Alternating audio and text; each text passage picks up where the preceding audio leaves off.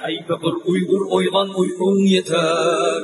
Sende mal yok emdi kesse can keter. Bu ölümdün özüngni qutquzmasan. Ah senin halın xatar, halın xatar. Bu ölümdün özüngni qutquzmasan. Ah senin halın xatar, halın xatar. Benim ucansız ah okşaydu teni. Şuna yok mu anti ölümdün vemin. Sırsız ömürlamayla yatsen. Oylanmay ölmek kimu sen çup etin. Sırsız ömürlamayla yatsen. Oylanmay ölmek kimu sen çup etin. Hop dedim beşin kötür uyduğunu aç. Yakibin başını kes amini şat. Göz iç etraf koptan bakmasa. Ölürsen armandı bir gün la ilaç. Uygan, uygan, Uygur'um uygan, uygan, uygan, Uygur'um uygan, uygan, uygan, Uygur'um uygan, uygan, uygan, Uygur'um uygan. Assalamu alaikum wa rahmatullahi wa barakatuh. Dear brothers and sisters, welcome to another special episode of Talk is Turkestan. I have with me my dear brother Salman Bad from Islam 21C. And as I mentioned in the ad, we'll be talking about sort of the aftermath and summarizing what's been happening or what has happened with the Uyghur Tribunal tonight or for the past few days. Assalamu alaikum tala. Brothers and sisters, if you guys don't know what the Uyghur Tribunal is, if you're watching this from Facebook or on YouTube, all the links to what the Uyghur Tribunal is, it's 4-day sessions. They are all there. Go and check them out. It has turned into, and I'm sure Brother Salman will enlighten us here, it's basically a great resource, evidence-based resource here. And it's all the evidence that has come about, not just over the past 4 or 5 years, but over the 72-year occupation of Chinese-occupied Turkestan. All the evidence is there, and it's gone through international lawyers through a fine-tooth comb. Brother Salman, you were there over the last few days. What did you see? What did you feel? How did proceedings go about? It was quite harrowing, to be honest. I mean, for the first day, I just tuned in on the live stream and we were reporting it. And on Saturday, I went along and I got to meet some of the, the witnesses and the people, senior Uyghur kind of representatives. And it was quite tough to, listen to when we were doing kind of live tweets and stuff and updates on Islam 21C. Brothers were saying, be careful of your own mental health as well, because there's only so much you can actually absorb of that kind of traumatic experience of someone telling you, they've been subhanAllah, gang raped or, their children snatched away from them. And just it's very important to, at the same time, hear the people's personal accounts, It's very sad to sometimes just kind of turn them into statistics. This many millions in concentration camps, or this many tortured, killed, and so forth. But when somebody's telling you this is what I went through, that's something we all need to. We all have a duty to boost that person's voice, because the Chinese state has tried to silence them violently. And it's an obligation we all share, I think, to try and increase the volume of that person's,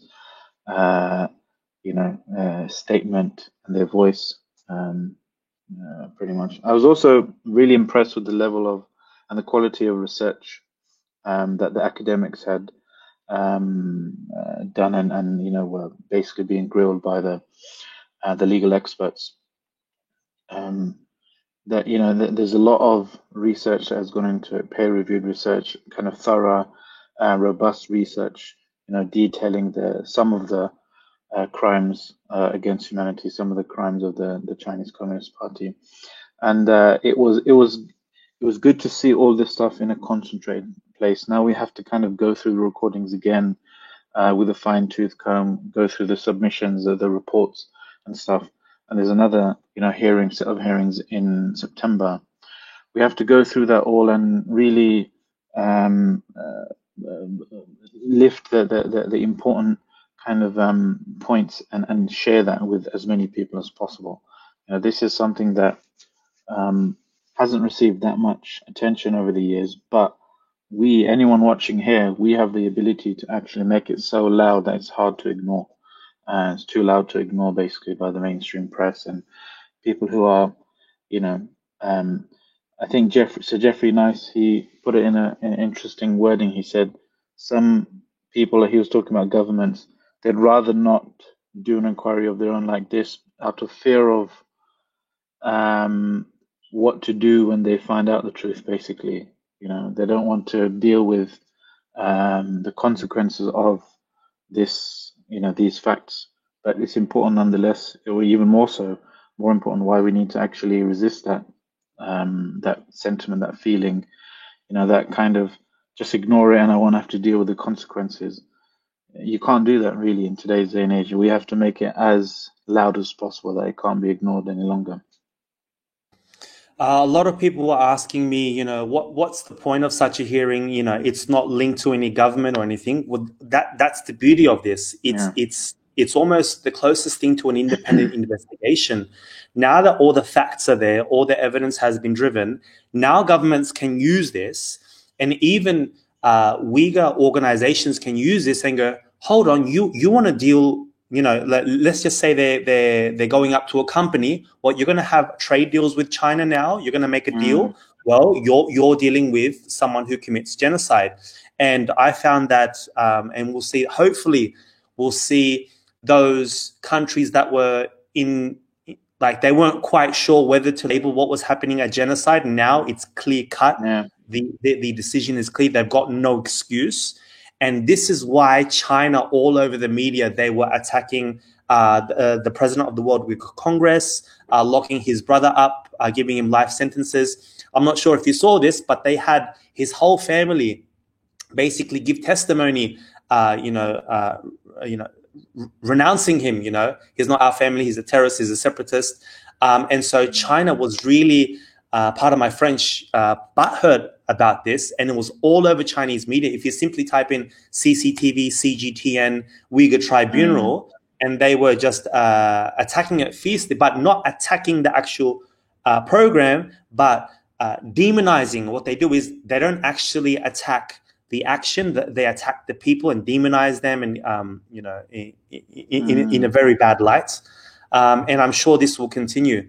What do you hope will happen in the near future? Do you see countries acting on this, or companies acting on it, or even individuals, or what's your hope for this? I mean, we asked one of the vice chair of the tribunal the same question. We're like, what's going to come out of this? Because a lot of people, like you said, they're wondering, well, it's not connected to a government, then what power does it have? And like you said, if it was, it's quite good that it's not connected to a government, because if it were, then someone would say, oh, it's just that government and there's propaganda against China or whatever. This is a purely neutral, independent inquiry, and those people, the officials, the chairs and so forth, they were very careful not to give their own opinions or anything. They even they weren't saying we're going to say anything about genocide or anything, or not yet, because they're looking at all the evidence first. And after September's hearing, they're going to, analyze and issue their judgment and verdict. And then it's for the governments, then they can have this quality piece of research that is independent, free from any state or government. They even didn't pay them. They weren't even paid, these people. They're like retired, kind of people who've had their careers already, very high senior people in the legal field, in international law and humanity. Sir Geoffrey Nice, for example, QC, he was a lead prosecutor in the Bosnian genocide tribunals, and the against Slobodan Milosevic. So these are people with a track record, and it's important to dwell on that for a minute, because these are people who can't be bought. They're people who really, a bit like the House of Lords. The idea behind the House of Lords is the people who've already had their careers. They're not going to be lured or enticed into, getting a promotion here or there. They're the people with, their careers that are behind them. They're genuinely there to, he was saying, a truth finding mission. This is in order to just find out the truth, just find out the facts about this thing. Now, these facts, this independently verified truth, can then, beyond any a reasonable doubt, this was their bar, which is, a standard under all legal regimes, pretty much. Yeah. They're establishing the facts of what's happening, what happened, beyond any reasonable doubt, of what the Chinese state has been up to against the Uyghurs and Kazakhs and other minorities, so that now prosecutors, governments around the world, companies, they can have, or they can be shown, this very independently verified information. Because now, as you've seen online, China's been, it's got loads of trolls that it just pays with fake names, fake accounts, just to spread Chinese propaganda, state propaganda. And you can't do that when there's a completely neutral and independent review, independent tribunal that's going on. Because the Chinese state were themselves invited to this, as you know, several times, and they're scared to show up, pretty much, because and they've been attacking it again, constantly, officially and through their kind of trolls and internet trolls and that kind of stuff. So that shows that they're actually scared. They're on the back foot here. And this in and of itself, just even if that was the purpose of it, that's very important as well, to show some level of the world, to show some level of resistance, that the governments may be, prioritizing money or trade or whatever, but the people, the independent people within these governments, within these states rather, not affiliated to the governments, they've got their eye on you, right? And this is their desperate reaction to kind of try and discredit them or to smear lies against them or whatever, is a sign to that they're actually scared. Now, even if that was just the just to scare them, to wake them up that people are watching you, that's a good enough intention. But it goes further, that this high quality tribunal report, this independent truth finding mission, basically, will be able to be used by governments, by parliaments, by companies, as I said, to actually then put on further pressure and sanctions and divestment, boycott, and so forth, and movements, as well as us, general public, and people in the public eye. There was an article published by, I'm not sure if it was one or two, there was an article published on what was happening with the Uyghur Tribunal. What sort of a reaction have you gotten by the Muslim community, whether it be in the UK or anywhere else? Because there has been some new information that's come to light. During the last day, I believe it was yesterday, they actually had a former Chinese police officer who worked in the camps for 2 years, and he had witnessed the things that we have been talking about, but especially he confirmed some of the torture that the guards did on the genitalia of specifically the men, electrocuting them. So what has been the reaction by Muslim communities now? This sort of narrative, it's a Western game, how can we trust the West? And, what sort of reaction did you get from them? Well, there's always going to be some people with a vested interest. Yeah, maybe they're doing business with China already, or they have some kind of a fear. But the vast majority I've seen are people who have some empathy and prioritize the suffering of brothers and sisters over, these kind of their hatred of the West or whatever. Just because the Western powers and establishments should be blamed, obviously, for creating so much distrust against the whole world. Pretty much generally the whole world outside of a few countries distrust, Western regimes and so forth. and that they have to bear the blame for that, the majority to blame for that. But even a broken clock is right twice a day, right? So just because the Trump or some Western leader or Western kind of media establishment is against China, it doesn't mean everything they're saying is false. That's why a tribunal like this, looking at evidence from individuals and witnesses and peer-reviewed academic research, is so important. And if somebody denies that, they might as well deny everything they come across. They might as well deny China even exists. They might, it's more rational for them to believe that China itself doesn't exist. It's just some conspiracy that everyone's been pointing at, rather than the hundreds of people from various different countries, the Uyghur diaspora, 500, they said, I think 500,000 probably across the world, over decades, talking about the treatment that they've been receiving, and in the last few years it being ramped up to this this frankly genocidal trajectory. So how do you know something, right? This conspiracy kind of culture is a virus, and I think that itself is a conspiracy, right? That some people who benefit from what's going on, they fill people's heads with ridiculous conspiracies, so that they're just busy thinking, is the world flat, or do vaccines contain microchips or whatever, rather than actually holding their feet to the fire and challenging people who benefit from the status quo. So how do you know something? Look, if there's so many people from so many various types of the world, all coming with the similar or corroborating testimonies, right, about something which it's unreasonable for us to think that such a mass transmission of people were colluding on the same lie or happened to make the same mistake coincidentally at the same time, then it's something that you believe. That's trusted testimony. This is in Islamic terminology, for example, this is a source of a genuine source of knowledge, right? That you're held to account if you reject for no good reason, right? It's called tawatur, or mass transmission, or khabru sadiq, trusted testimony of someone. These types of things. So most things that we claim we know are, from this type of you can say source of knowledge.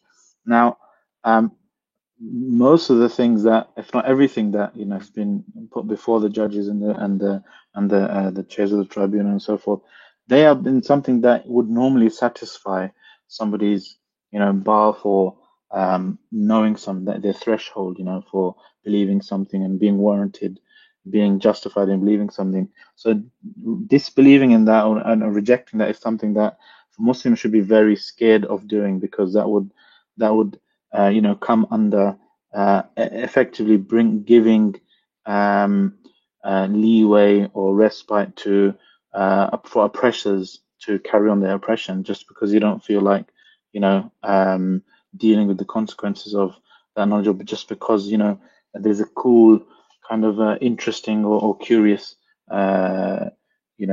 conspiracy theory that tickles your fancy. No, these are people's lives on the line, and people's families are suffering. And it's very important that we do our part to make this too loud to ignore. In doing our part, you as a journalist have witnessed, especially when it comes to, say, with Palestine and Israel, and especially with China, you see the war is online. The war is on the media. I'm not sure how much you followed it, but have you been following Chinese media or them CCP shilling YouTubers and how they present it? And how do we pick out? Obviously, I mean, I've just seen like trolls and stuff, and when I Google things, look at Google Trends and Google News and stuff, I see Chinese state media at least being quoted by other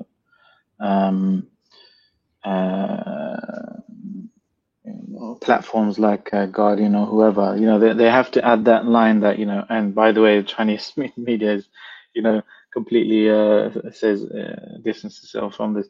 But ask yourself this question: anyone doubting this kind of stuff, what would things look like if all those people claiming that they're being tortured and they had to flee their countries, what would things look like if they were telling the truth? It would look exactly the same.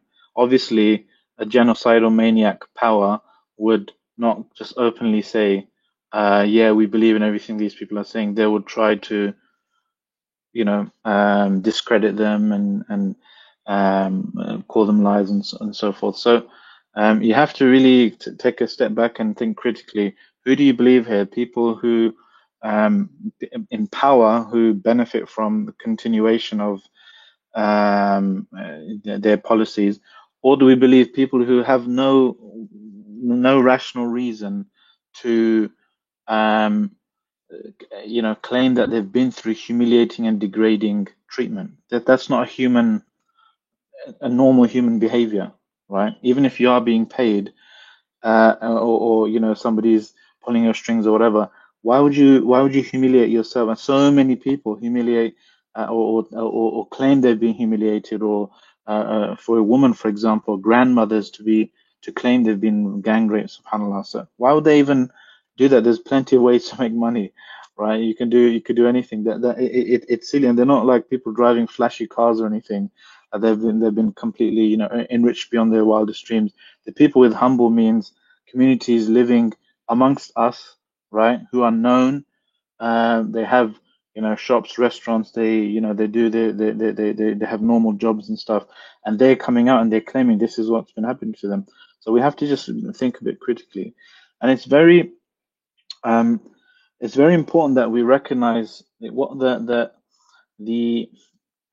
trajectory and the change in policy that some of the academics and the witnesses were mentioning was one from has always been, especially the academics, right?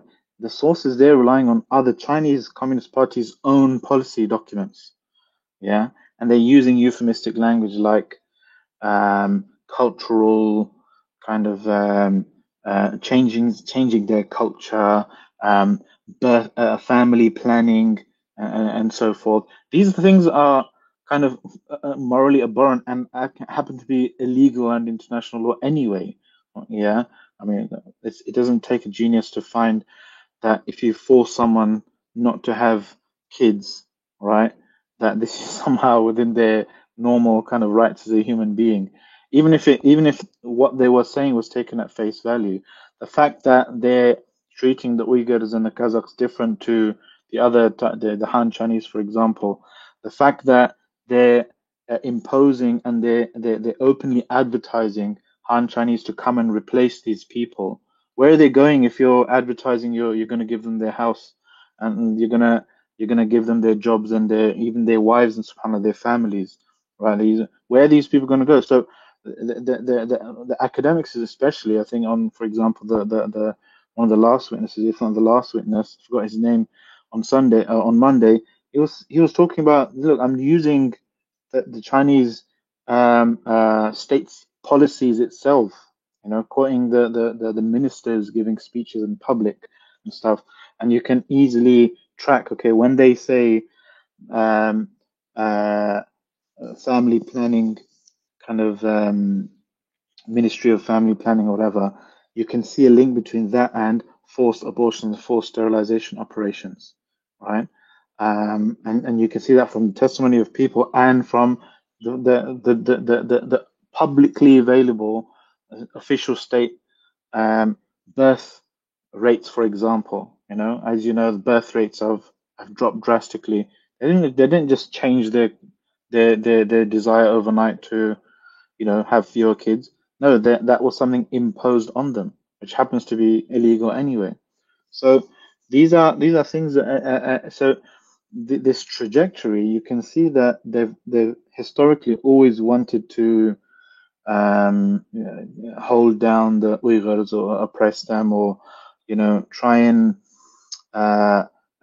replace, or try and kind of take their Muslimness out of them, which is very similar to so many states across the world who have problematized Muslimness throughout the war on terror. Right, Western world has used this on the Muslims in the West, in the UK, and America, and so forth, as guinea pigs, as lab rats, and exported it around the world now to, Middle East dictators, and the Chinese state itself has been learning from this.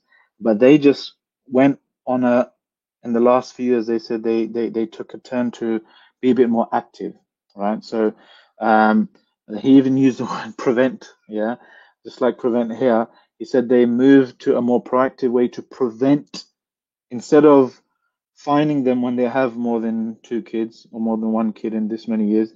They went to a proactive level to prevent them having more kids before the so-called crime takes place. They went proactively to prevent them becoming so-called radical terrorism and extremism. All these ridiculous terms that have been used to basically describe people just praying, or a woman wearing a headscarf, or a guy growing his beard, or someone saying Assalamu alaikum, or going to the masjid. So they've become, their policy of exterminating the identity of the Uyghurs has just become, on steroids, basically accelerated. But they've always had that policy, and that's been open. That those policies always exist and been public. It's just in the last few years, they've become more vicious and more proactive with that, and entered this whole pre-crime space, which there's a lot of literature on when it was being developed on Muslims in the Western world, such as Prevent in the UK. Yeah. So the last guest that you talked about was Dr. Adrian Zenz, and we have his interview we did close to a year ago. So you can check that out. And his research was based exactly on that, the falling birth rates. And I don't know if you know this, but there was a period of time, there was one city, I forget the name now, on the eastern side of China, where they had something called the 100 childless days, where women were not allowed to have children for 100. They couldn't give birth for 100 days. So whether they were 7, 8, 9 months on the verge of birth, these babies were killed for 100 days to control the birth rate, because it was one of the highest birth rates in China. Anyways, we can keep going here. I've got a special guest with me. She's not a stranger on Talk is Turkestan. She's been with us before, and she's someone who gave testimony at the Uyghur Tribunal. I know I'm lagging a bit, but I think my voice is still going through. Anyways, let's invite Sister Nursiman and Brother Salman. I'm sure if you have questions for her, you can ask away as well. Let's invite the sister. Assalamu alaikum, sister. How are you today? Assalamu alaikum. Alaikum assalam. Thank you. Thank you for having me. Sister, we've had you on the show before. You gave your testimony at the Uyghur Tribunal. Could you just give us your thoughts? What you saw, like what is the hope for Uyghurs of such a tribunal happening, and what is your hope for your family? And perhaps you can remind our viewers what your family is going through. Yeah, like when I first heard about the Uyghur Tribunal, and I was like shocked, because it's been almost for a year, and we keep trying, and like all the Uyghurs are really frustrated, because we cannot go to the UN, because the United Nations becomes the backyard of China, and even they saw so many evidence, and they just choose to keep silent. So everyone is very frustrated, but just because they are our parents, they are our brothers and sisters, so we cannot give up. So we keep fighting, but the situation gets worse, and China keep expanding the camp, and they become very aggressive.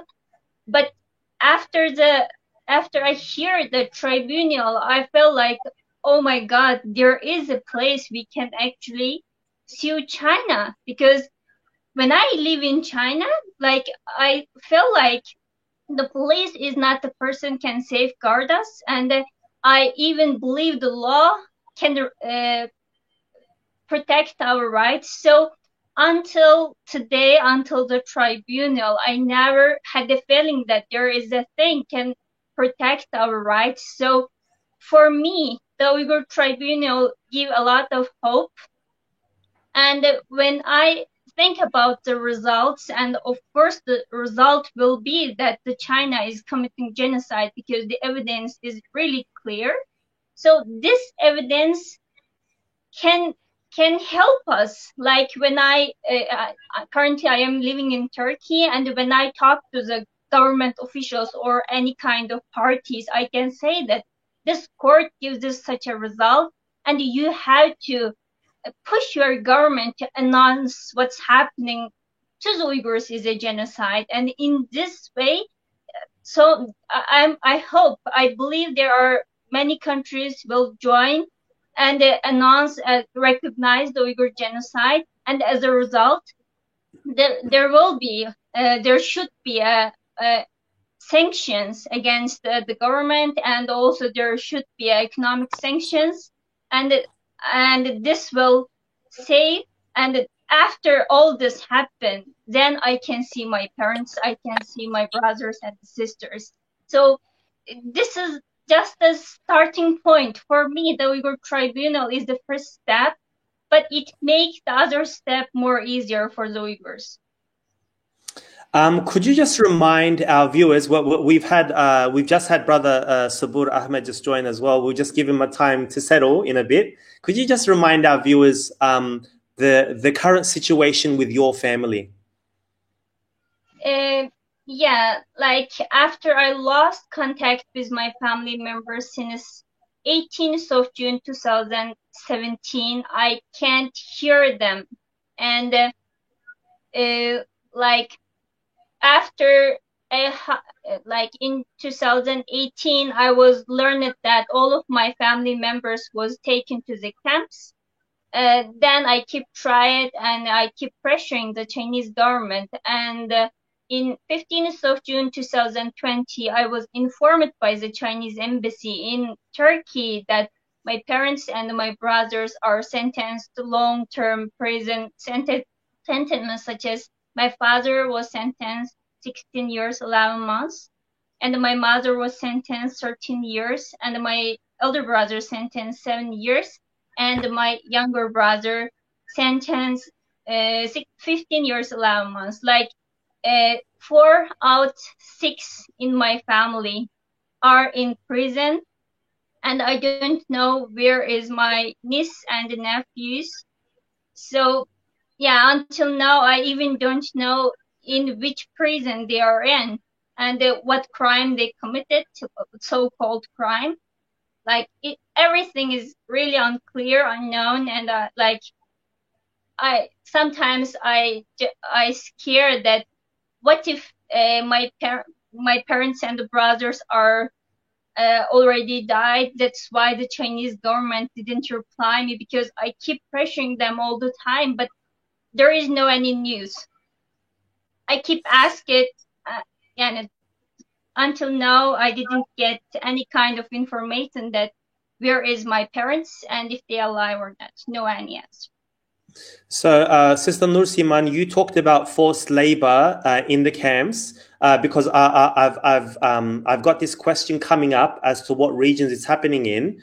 I'm actually okay. I was just going to have not you answer that. I was going to give you a while just to sit back.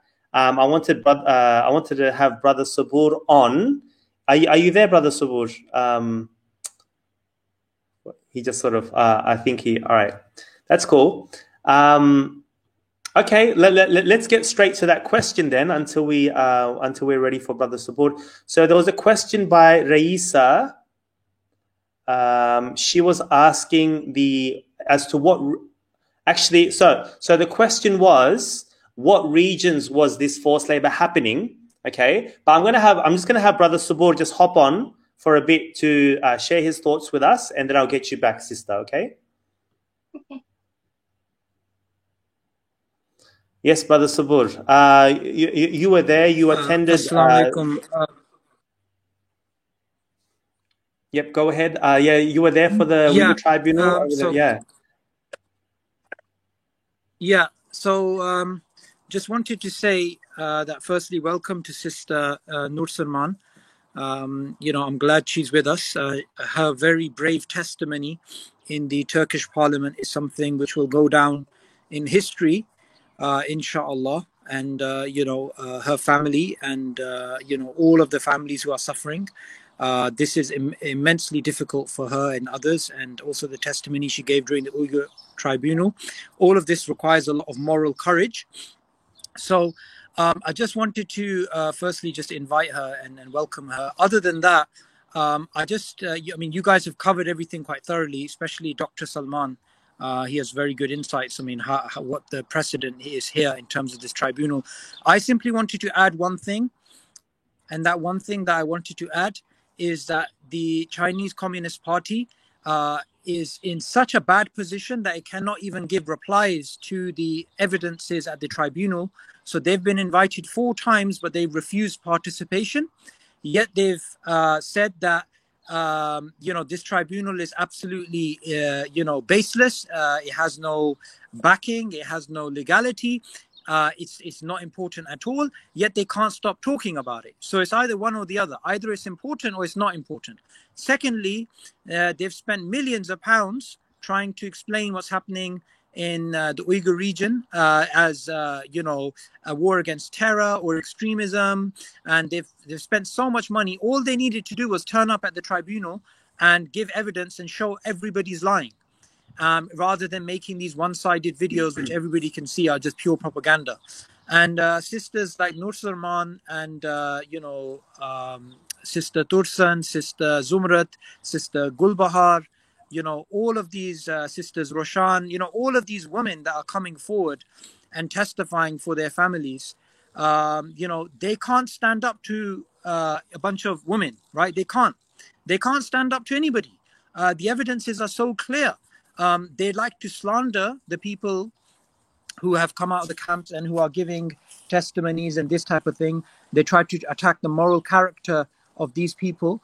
But we all know that the Chinese Communist Party is a narcissistic, genocidal regime, and Allah will bring them to their knees. Allah will humiliate them, even though we openly call for a peaceful activism. Allah has his ways and Allah can do whatever he wills, right?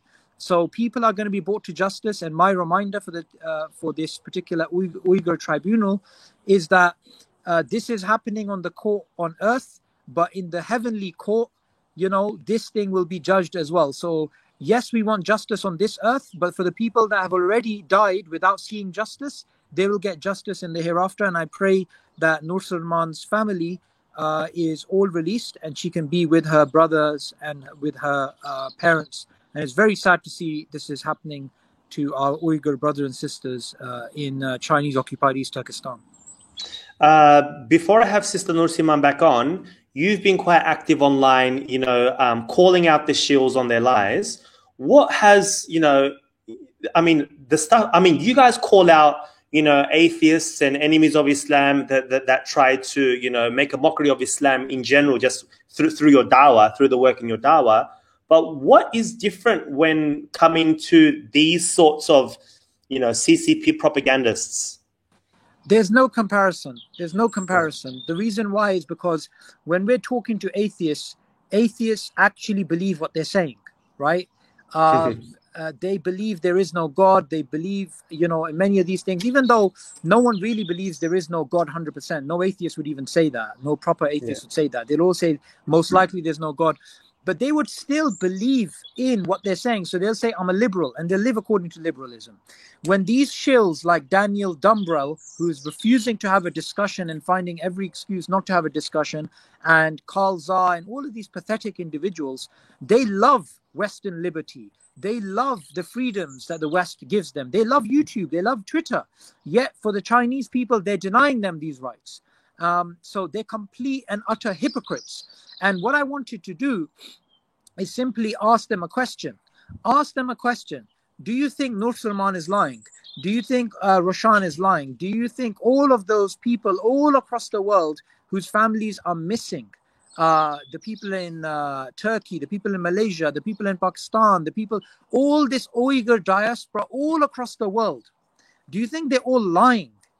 Yeah, that their family is missing and oppression is taking place? Do you think it's just one big lie? And if you think it's a lie, my honest advice to you is this: any criminal court which sentences people, it allows visits and it allows people to see their loved ones even if they're on death row.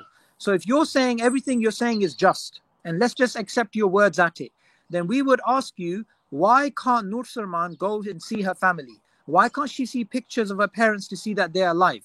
The fact is, you know well that this is all a sham. These people are innocent, and they are innocent in the eyes of Allah, and Allah will bring the Chinese Communist Party to its knees. Allah will humiliate them, Allah will destroy them, Allah will make them feel in this world the pain that they are giving others, and Allah is just. Now we're powerless, right? We're powerless from the perspective that we cannot get them out.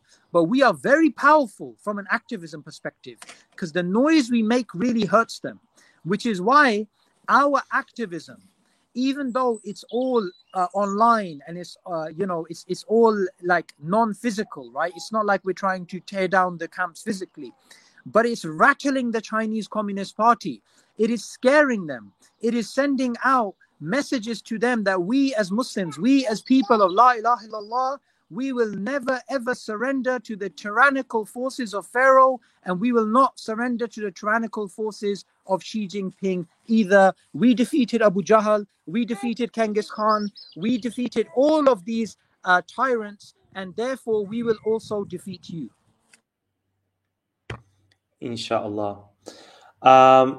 Jazakallah khairan, brother Sabur. I want to bring Sister Nursiman back for a sec, because we had a question talking about, and you covered this quite thoroughly in the tribunal about the forced labor. I guess that's why it was asked. Could you just speak to the forced labor that you experienced and how that system works? And inshallah, I'll also get Dr. Salman to sort of comment on this as well after that. Yeah, like the girls was forced to work is from my village, and they were taken to the Jiangxi province, where I was study from 2006 to 2008, and that's why I had the chance to visit the factory. And in that period, that was the period that the government starting to take the Uyghur young girls and the boys to the innerland China for work.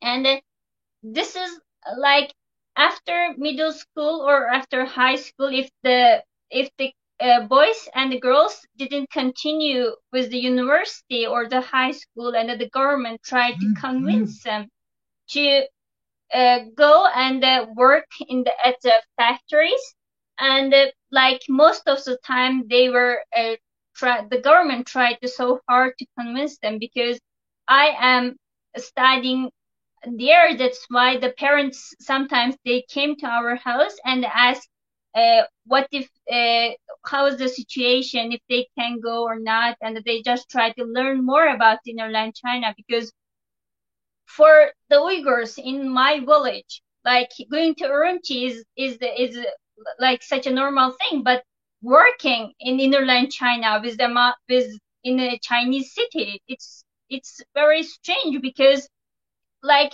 Uyghurs they never leave their homeland to earn money. Like they willing to travel, but they never say I have to earn money and I have to go to another place to work, because it's not fit our culture. And that's why they feel so hard to move a different place, because everything is so different. And the point that catch me attention is there is a 4-person taking these girls to the factory, and there was a government official, and there was a lady who's elementary school teacher, and there is 2 young guy, and I don't know what their the job, but they accompanied me and my friend during our visit. Like they took us from the station, and when I visit the production line, and they also with me, and I am suspicious that that two young men is the assistant police officer. Like in every village, there are assistant police officer. They controlling the people, and I was assumed that they are one of them. And like it's strange that there is a government official, there is a teacher, and there is a police when the girls taken to the Jiangxi province to work. Dr. Salman, I want to have your thoughts on this matter. We're talking about Muslims that they have to leave their home. They have to go to somewhere foreign.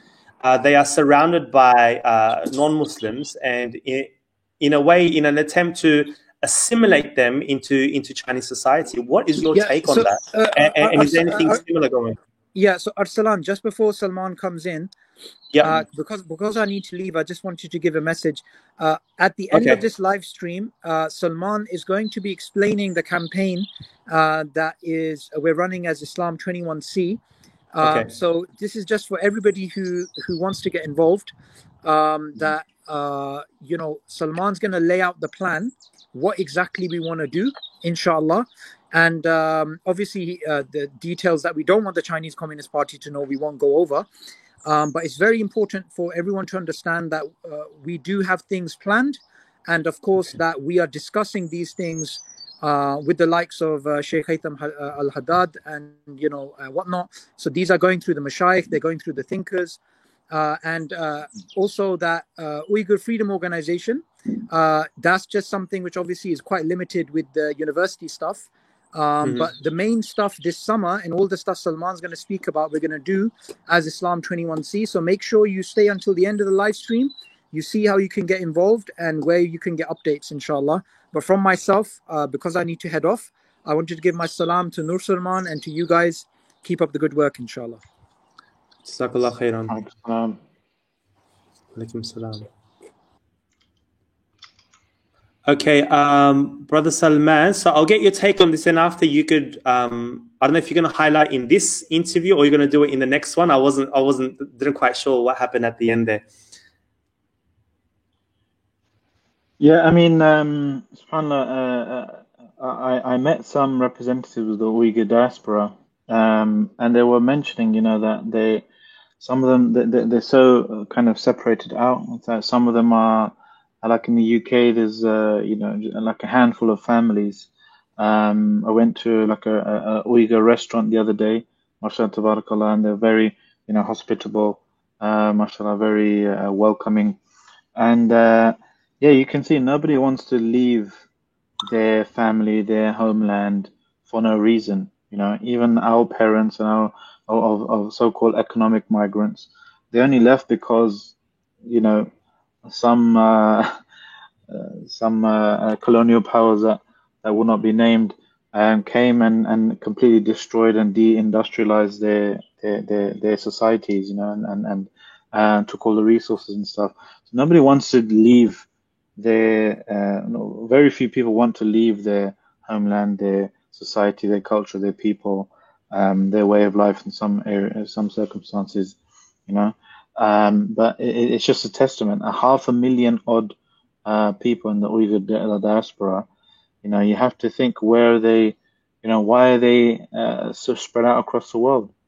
Just to come and open a restaurant somewhere, just to work a normal job like everyone else, away from their family. You have to really think about this. And one of the Uyghur sisters, she said to me that they were looking for fatwas.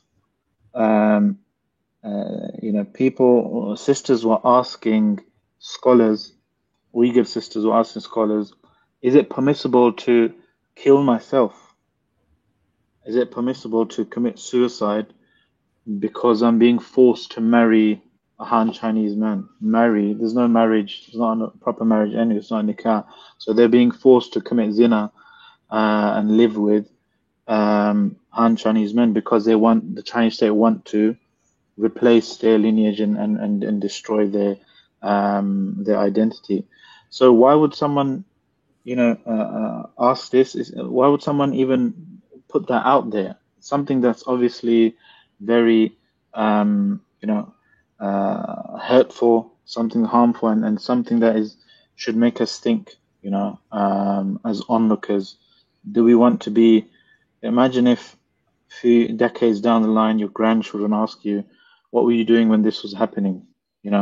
And do you want to be the person who said, "Oh, just kind of messing about with some conspiracy theories. I didn't know," but you actually did know. Allah subhanahu wa ta'ala knows what you know, what information comes to you with the degree of certainty that He has obligated us to act upon.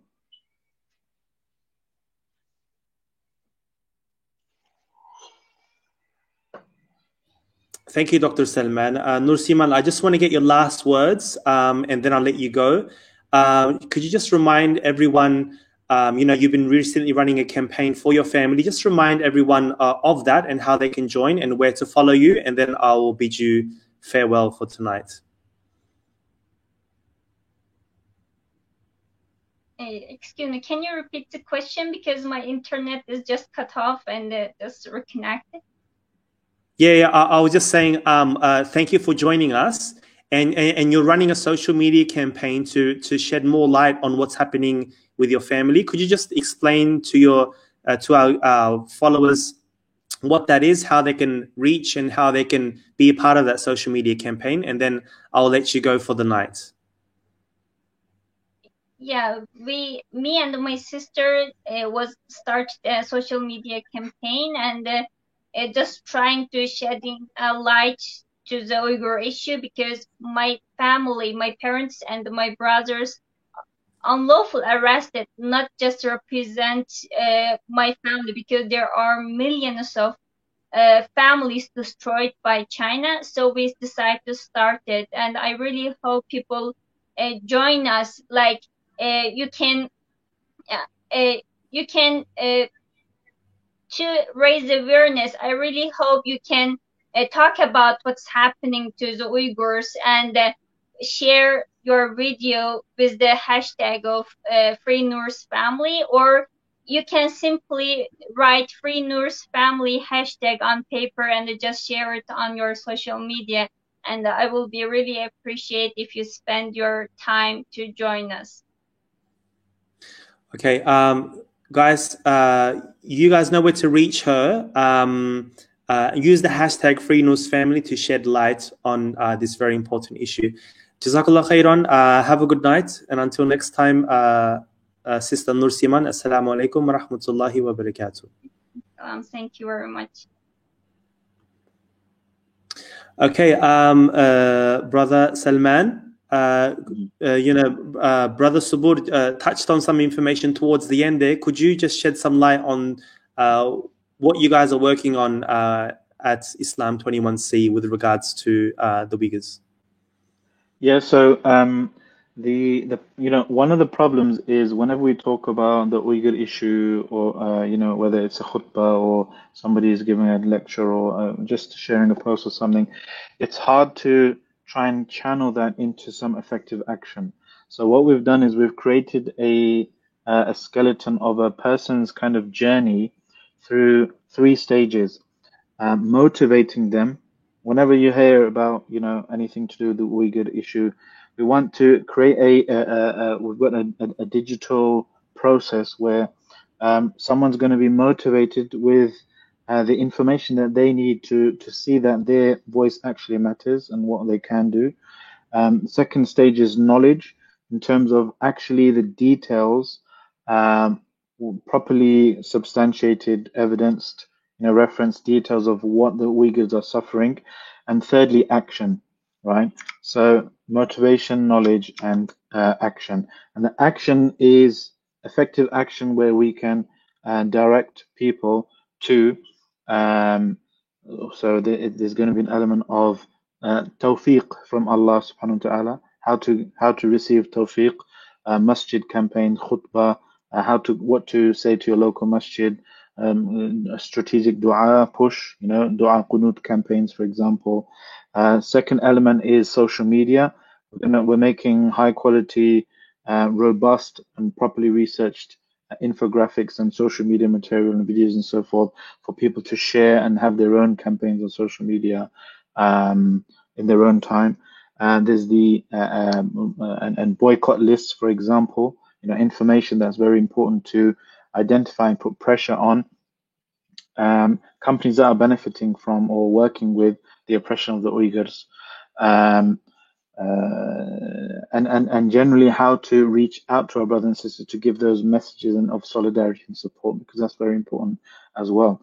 Another element is universities, the universities campaign that Sabur mentioned with UFO, making what we're calling student shields. Yeah, so students at certain universities standing up and getting resolutions passed, getting motions passed at their union councils to divest and cut relations with Chinese companies that and the Chinese state that are involved in oppression of Uyghurs.